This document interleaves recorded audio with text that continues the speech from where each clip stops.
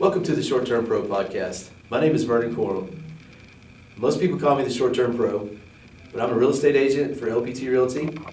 I am also a business consultant for Jetstream Hospitality. And my day job, I'm the founder of Staycating.com, and I'm a property manager, and I'm managing the beautiful hills of East Tennessee and the Smoky Mountains. Today I have with me Nathan Gort. This is my mortgage guy. This is my go-to guy. How you doing today, Nathan? Tell us a little bit about yourself. Good, how are you? I'm great. Awesome. Nathan Gort, I'm with the lender. I don't have as many titles, I have several. One of the titles I've been given recently, and I think I'm going to stick with it, is the coach. I love teaching, I love coaching people. My boss came up with it, played sports my whole life, so I'm just going to say my title is the coach because I spend most of my time teaching people and helping people. I'm an investor. I own rental properties. I'm closing on one next month that's doing a house hack. I'm excited for that. Short-term rental investor, love it. I just love the game, and whether you admit it or not, investing in real estate's a game. It's the same thrill I had playing football in college or playing any sport. It's addicting, it's thrilling, it's great when you win, you learn when you lose, but when you win, man, you celebrate. So that's how I look at everything. Sure. So you're the coach, and I think that is a good moniker for you. I think it's a good name for you. You know I learned a lot from you. You know, you understand your industry very well. You understand the space very well. And when I spend time with you, I always learn something, and I can always appreciate that. So, a lot of people are running around right now. They're talking about, our market's oversaturated. There's things going on around us. Interest rates are rising. Is this a good time to invest or whatever? What are your thoughts on that right now? I mean, as an expert in your field, what are your thoughts on the investment market right now in general? Man, it comes down to several factors. The big thing when you work with a lender, a coach, a financial advisor, whatever, you have to look at the broad, big picture. And that's where people mess up, right? We talked about this the other day. If you have a super team, which has everyone working in one direction, one goal, you're not going to lose. And no matter what market you're in, you can find a victory. Even if it's oversaturated, that's great. I love it because more people are going to get out. You're going to be able to find deals. I know some deals up there right now that I'm telling clients, these are deals to buy because of the spread. You might buy a property for $1 million. It's underperforming, making $160 a year, and a comp down the street does $200. That's a win. Interest rates are interest rates, right?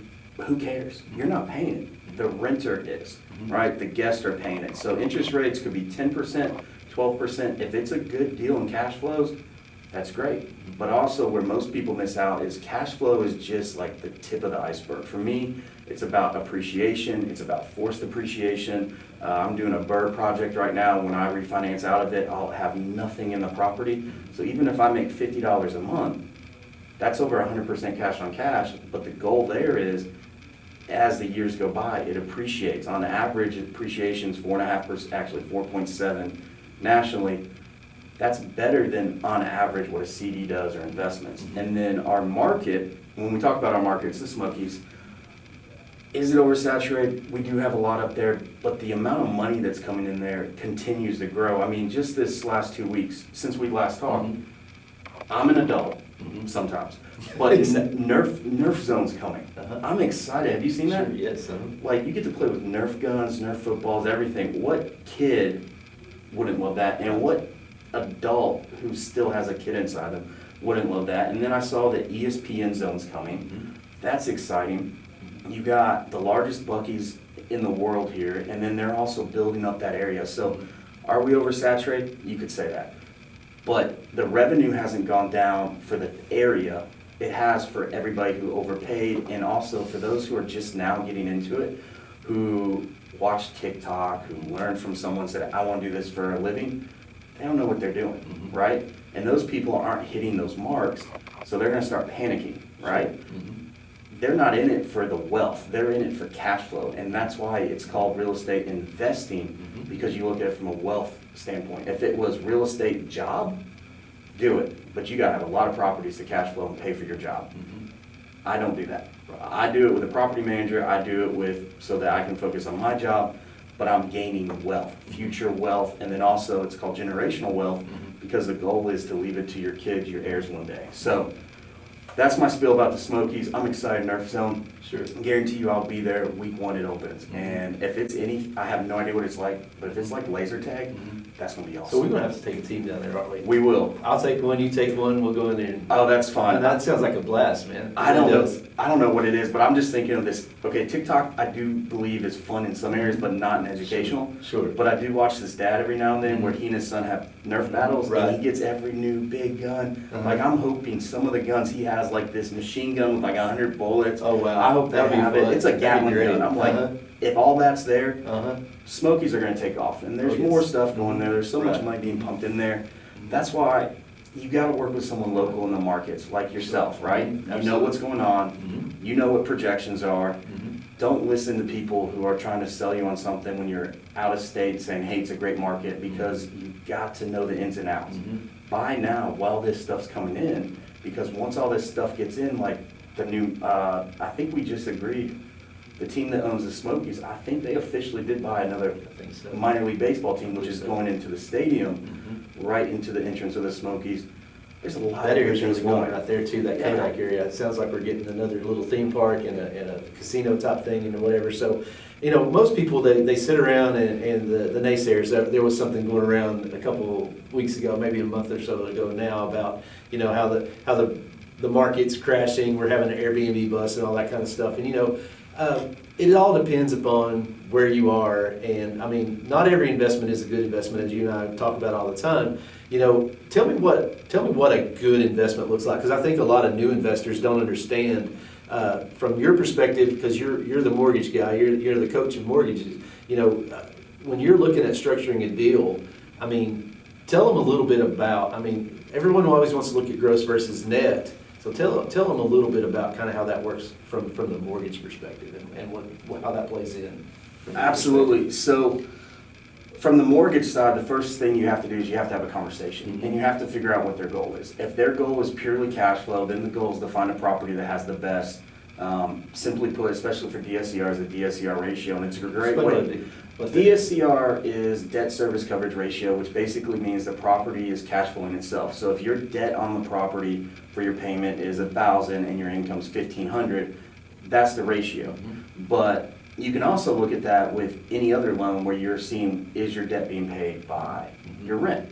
If it's not being covered by your rent, then you have to ask yourself, what's my goal, right? So there's several goals. I have clients, myself personally, that I look at the fact that my short-term rentals, real estate is a business, right? And no matter where you are in your real estate journey, you should have an LLC open. There's several reasons why, and there's several benefits why that most people don't talk about, but it's a business. And then, I'm not a CPA, but I understand accounting. I do recommend you talk with your CPA before you get into it. But there's a lot of loopholes for this type of thing. So me with my W-2 job, my goal with real estate is that I want to take all the bonus depreciation and all the write-offs I can on my business, and because I meet the qualifications, I'm not going to pay any money on my job here at the lender. So I might not have the best cash flowing property, but when you look at how much it's saving me on this side, my cash on cash return goes up. So that's what I look at a deal with depending, once we have a conversation, what your goal is. So if your goal is, I need a rental property that's gonna pay for itself, I don't care if it cash flows much, but I need write-offs, then I know you need to be in this category. If you're saying, I need to buy properties because I quit my job, I own 7 rentals, I manage 3 others, I need to find more cash flowing, then you and I are gonna sit here and go, hey, if it doesn't debt service 1.25 or greater, it's not the best cash flowing. But from a lending standpoint, I can get you approved with a DSCR short-term rental loan even less than 1-to-1. And you might think, like, who would do that? A lot of investors who are good at their jobs, they know better than everyone else, right? They know better than me, they know better than everyone. You might find a property that is underperforming and it might debt service 1-to-1 or less. And you might say, hey, I want to buy this property, it's doing 100, I know I can do 200 by adding a $50,000, pool or this or that. So buy it, less than 1-to-1 debt service as a bridge loan, and then once you're done and you pump that rent up, you refinance into a long-term, short-term rental loan, and at that point your debt service would probably be greater than 1.5. So it's all about your strategy up front, what your goals are, but from the lending side, any goal you have, there's an option for it. And some of the most underrated loans that people don't talk about because they're so fearful, because they're different than the government loans, you've got DSCR. You've got the most underappreciated loan, which is big for short-term rental people who bought rental properties over the last few years and quit their job. Bank statement loans, right? You look at cash flow and your bank account, and then you take all the write-offs. So you might show the government you make zero money, but to me, you make $100,000 a year. Then you have private money. Private money is fix and flip, so you can do the BRRRR method, you can fix up the home. Then you've got bridge loans. Bridge loans I think are phenomenal right now because a lot of people, Fannie Mae came out, and I think it's Q2 of next year, predicts rates will be coming down. So you might think, hey, next summer rates will be where I want it to be. I want to be able to refinance it. Do a bridge loan. Sure. Buy a 12-month or 24-month bridge loan, or within DSCR, you can customize it to a bridge loan and say, my goal is I just want to get the property now, putting 25-30% down because I need to park some money and because I want to beat inflation. And then you're like, hey, a year or two from now, I'm going to refinance, and that's when I'm going to really hit it. But my goal right now is to acquire assets because people aren't buying right now, Right. which means you can get a deal. Sure. Right? There's several up there that were priced at 1.7. They'll take 1.2 right now. And so even if the value comes down 10, 15%, you're still good. But also you can ask for more things, right? Seller concession, which over the last 2 or 3 years, most people didn't get that in the Smokies. Now you can get up to 6% seller concession, and basically all you're paying is your down payment. That saves me money out of pocket. It's also the denominator in the cash on cash equation, which increases your cash on cash much faster than, you know, trying to cut a little expenses up here. So from the lending standpoint, it's very easy to do. You just need to have an open mind and listen, because people are so, what's the word, tunnel vision. Right. And they think because every lender's always taught them conventional, you know, everything should be that way. There's a whole world out there, and private money is phenomenal, especially for those who are just getting off the ground and starting, those who want to do fix and flips. There's a whole world out there, and it doesn't matter what the rate is when it's an investment property, because it's all about the deal. Right. So if someone says, I'm rate shopping, my first thought is they're not the best investor because they're tunnel vision. So it's all about the deal, and that's why it takes a super team, a property manager to give you the right comps, not bogus comps, right? Because if you have bogus comps that say, hey, it'll do 80, but real comps show 40, hey, there's a problem there, right? That's too big of a gap. So, and then you got to have a banker, because there's so many benefits to the banking side if you do a business. Then you have to have an agent, realtor, I never say it right, realtor. They say realtor, that's what they want us to say. That's the brand name. I'm just going to always Sure. say agent if I can remember. That's fine, great. But you need to have the right agent, because you need to be able to negotiate. You need to be able to make sure that A, the property can even be a short-term rental. Sure. B, you need an agent that's going to negotiate and get you the benefit. And then C, you need an agent that has a super team that can pull the comps. Comps are great and all for sales. That's easy. Right. Comps that you need is what you do, which is Sure. pull comps. Hey, my property does 80,000, and I ask you, I say, hey, can this do 120? Can you find me comps at 120? If you find me comps at 120, I can decipher this property and say, hey, what's missing, right? You know, it's missing a pool. If the only difference is a pool, can I put a pool here? Can I get to that level? Right. That's why it's important to have that super team, because everyone's working for one direction. It's like a good football team. Sure. And without that, you can win some games, but man, you can win a lot of games when you have the right team, right? Look at Netflix. Netflix did Swamp, Swamp, whatever it was about the Gators. Yeah. And Urban Meyer said he was one player away. Whether you believe that or not, but he was one player away, and it was Tim Tebow, right? Once Tim Tebow fit that role, their team was just on a mission. Exactly. And it was tough to beat. They lost some, right? They lost to Alabama. Right. Can't remember who else they lost to. It was a team they never should have. But they still accomplished a lot. That's why you need to have the right team. You can be a good team Sure. and win in real estate, or you can be that swamp team. Exactly. And I don't know why I'm saying this with the UT stuff, Fine, but no problem. yeah, but you can accomplish a lot, right? And so Georgia's the same way. Georgia took years to build that super team, and now they're dominating. Right. So with the right team, I think you can win in any market, whether it's a great market, a terrible market. You can win in a saturated market, you can win in a new market. So it's all about that dream team. So Yeah, absolutely. And having like a good community of investors. I mean, we've got a really good local program here called Grid. You know, I encourage anybody locally, or if it's in your area, to plug into it. They have a really good system, and they have really good speakers that come, and sometimes they deal on a really high level, and sometimes it's kind of like sitting there listening to something at a high level. But there's people in the room that are way smarter than me.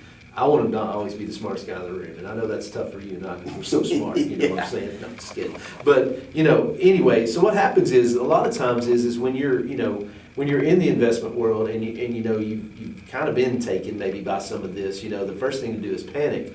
If I were in those shoes right now and I had over purchased for something and I'm not, you know, I'm not cash flowing, I'm just leaking money, what's your advice to somebody right there?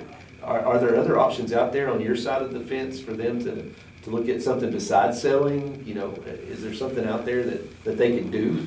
So it all depends on how much money they put down. The biggest thing is a lot of people bought it with a second home loan. I'm not saying whether it's right or wrong, but the first 12 months, you're not supposed to have a property manager. You're not supposed to put in an LLC. So if you've gotten past that 12 months, look to switch it to a property manager if you're bleeding money, if you're struggling. But also, listen not just to one property manager, you know, interview the property managers, look at it, and everyone calls it something different, right? There's real estate coaches out there that think they reinvented the wheel, they charge a lot of money, and they call it the enemy approach, and look at this. It's simple, it's been around since the X's and O's of sports, right? You look at the competition, and you either mimic or find a way to beat it. So you have a game film. So if you're struggling right now, my first question would be, first off, what comps did you use to get this? Or did you just get this because it was a low rate? Second, have you taken a chance to look at the competition? Like, why is my property doing X and the property right next doing Y? You know, it could be one of several things. It could be one, you have terrible reviews. It could be two, you have no reviews because you don't ask for it. Three, it could be that your property is missing something that one has. And then four, if you're not hiring a property manager, it's active income, it's not passive. Sure. So what are you actively doing? If you're depending on a platform, which there's no such thing as an Airbnb home, it's a platform. If you're depending on Airbnb to bring you everyone,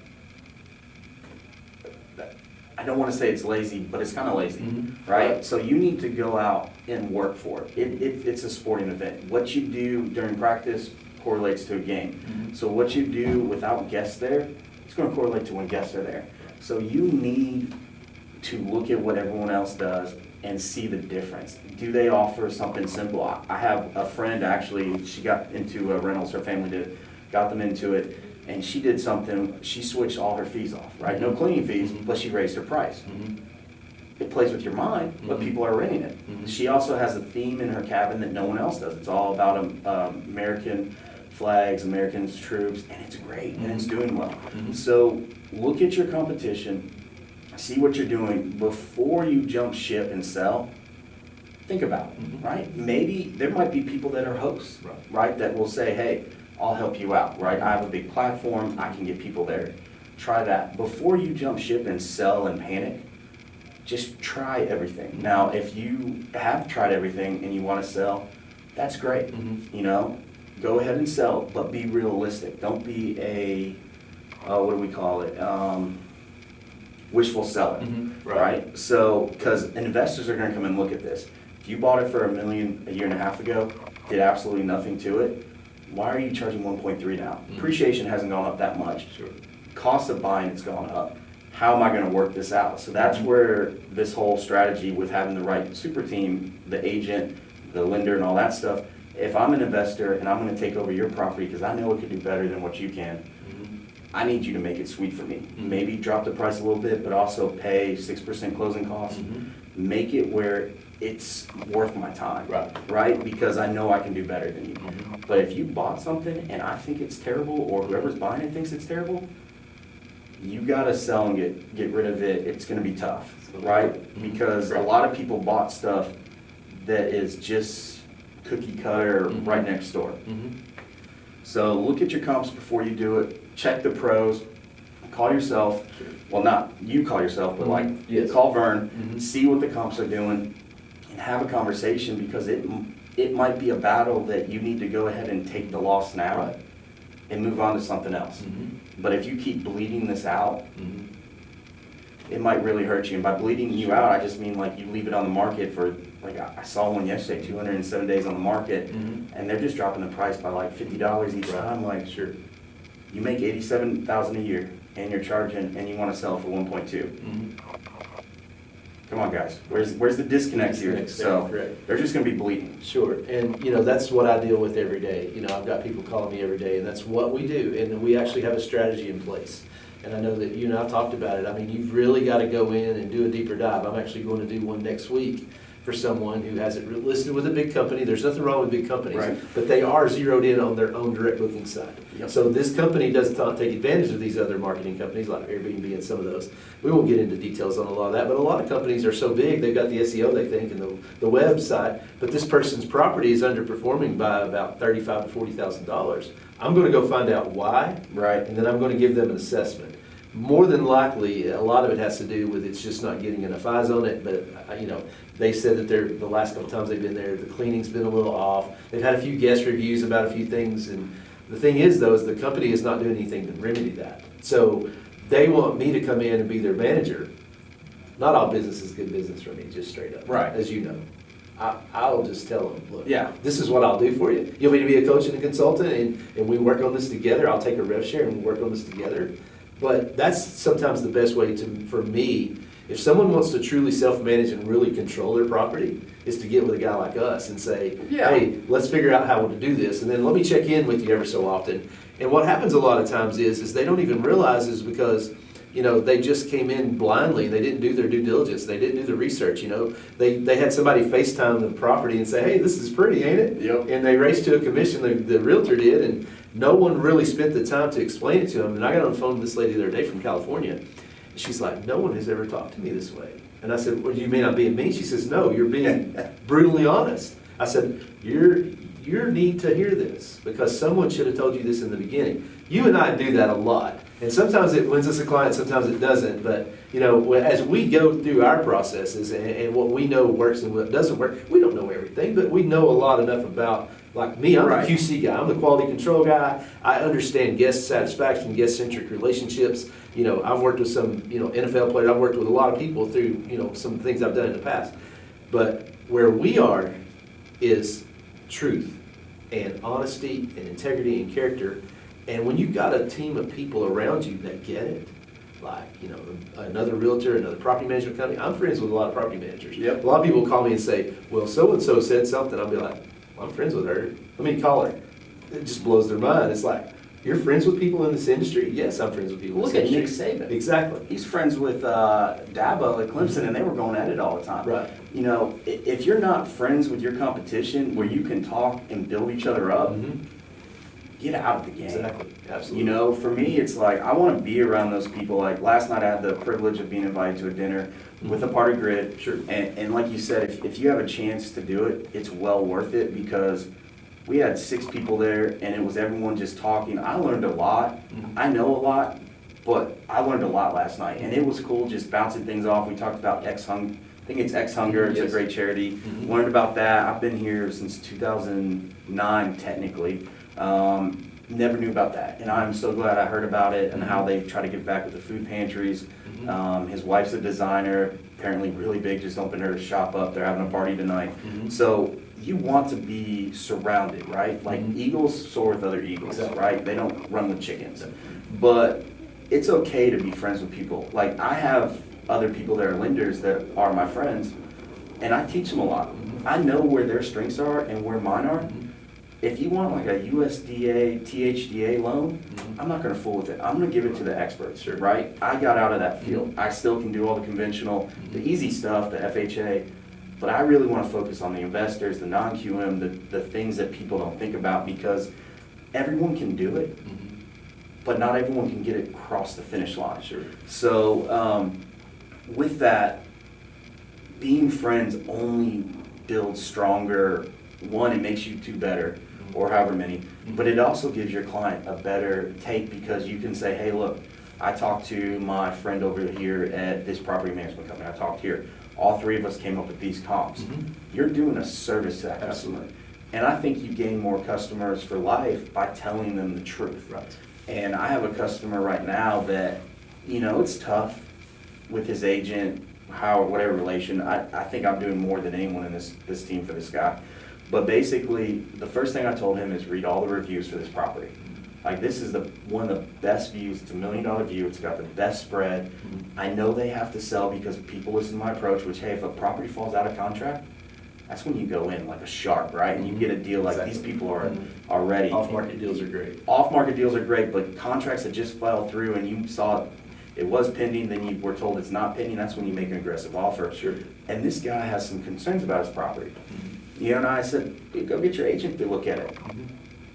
Nothing. So this week it's managed by one of the big ones up there.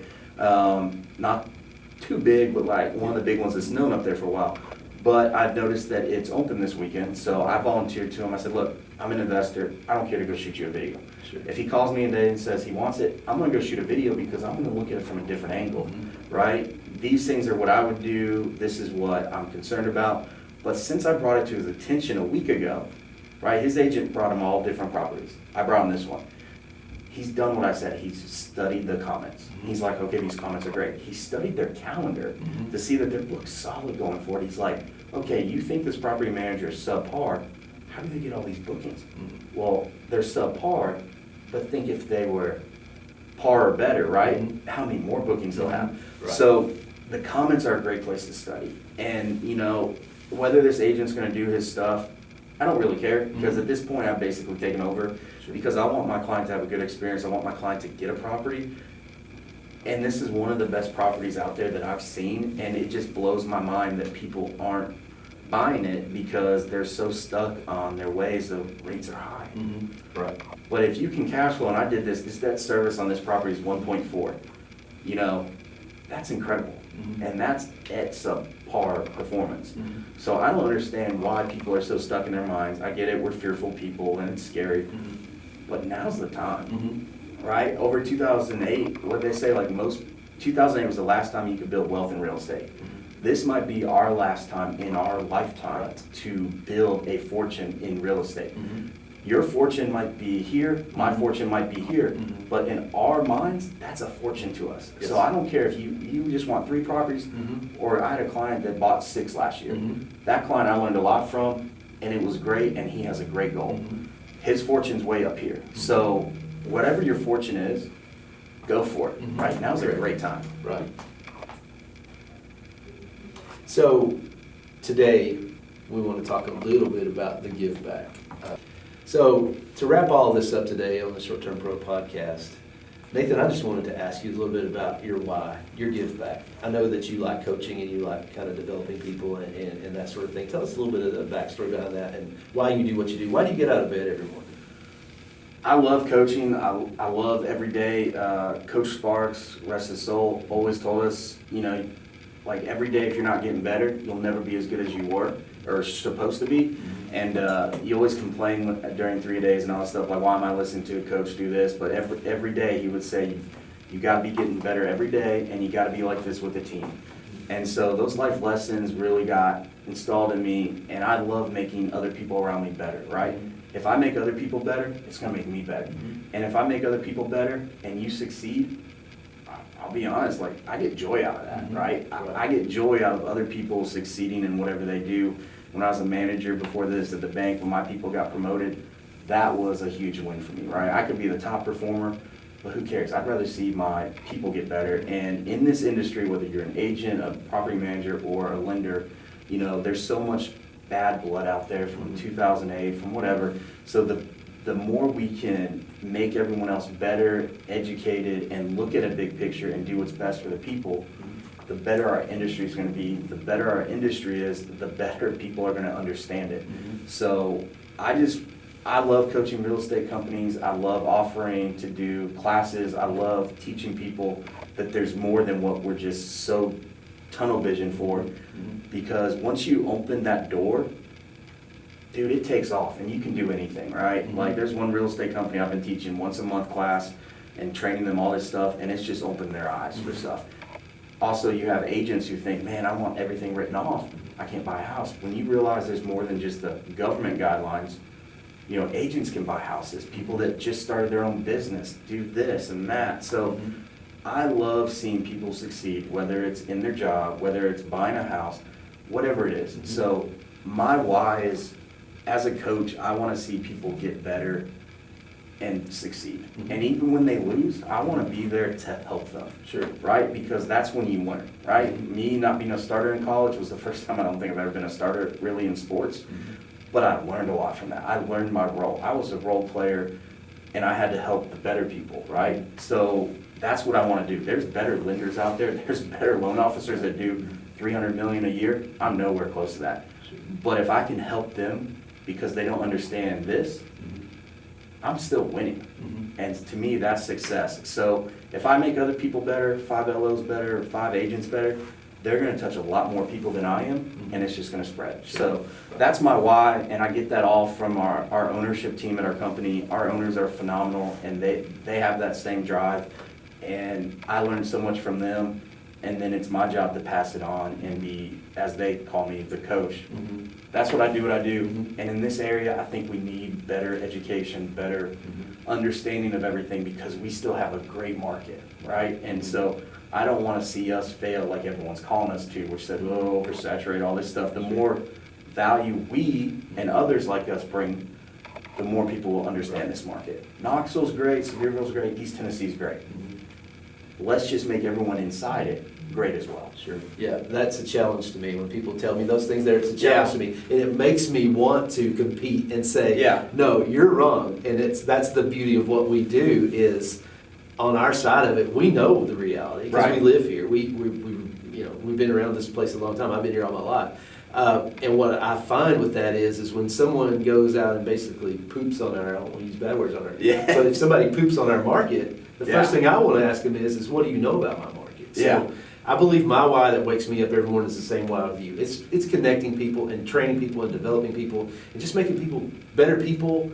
And then whatever you do for a living past that will be fine. Absolutely. And there's plenty of business for all of us out there. So Giver's Gain. Yeah, Giver's Gain. And I think that's a local company that does networking, but we do better by working together. Yep. Nathan, I appreciate you stopping by today. Man, it was fun. And hanging with me, man. I know you and I can talk for hours and hours, and we're going to do it again in September. We're going to do another one of those, what we call master classes or master, whatever we call it. It's just, it's kind of like Fight Club. You don't talk about Fight Club. And you don't talk about Fight Club. We're doing it because we don't want just everybody there. There's people that are coming to those, and they're coming there, and we're sitting down and we're talking about the stuff no one else talks about.